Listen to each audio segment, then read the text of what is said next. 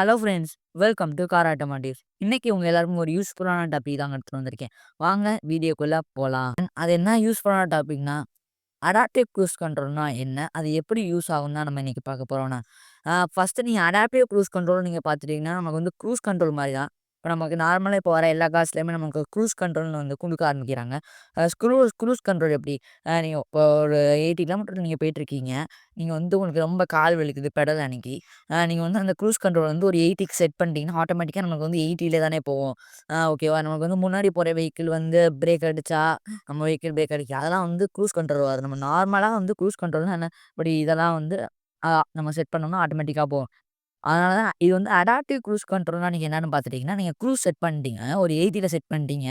உங்களுக்கு வந்து முன்னாடி போற வெஹிக்கிள் வந்து உங்களுக்கு வந்து ஒரு 60 கிலோமீட்டர் பெர் ஹவர்ல போடுறாங்க. நீங்க வந்து ஒரு 80ல போறீங்கன்னா, உங்களோட வெஹிக்கிள் ஸ்பீட் வந்து 60ல தான் போகும்.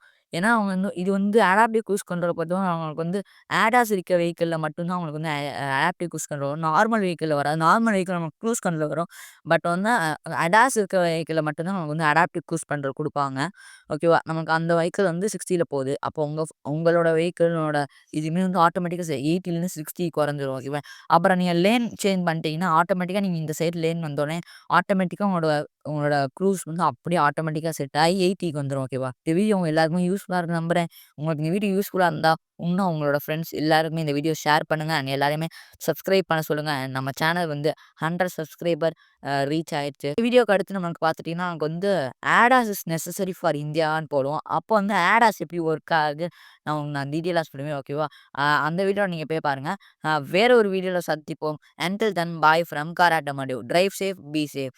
தேங்க்ஸ் ஃபார் வாட்சிங்.